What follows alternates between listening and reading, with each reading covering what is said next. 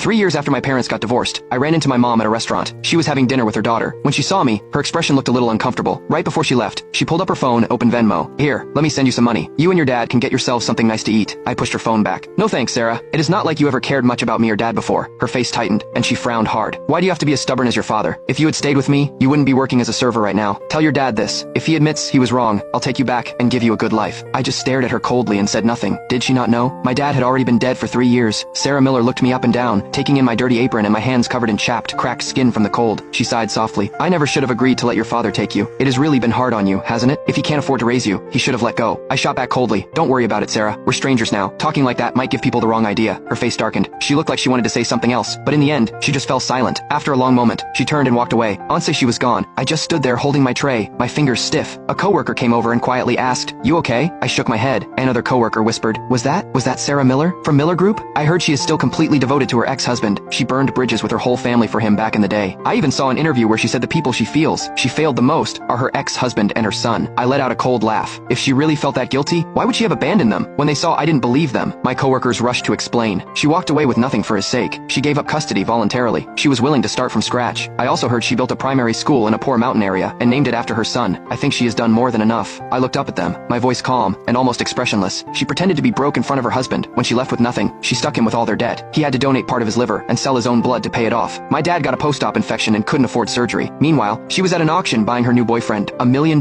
watch. She wouldn't even pay for my dad's medical bills. And to protect some guy she was seeing, she hit me so hard she damaged my ear. I can't play the piano anymore because of her. Everyone went quiet. My coworker's eyes went wide.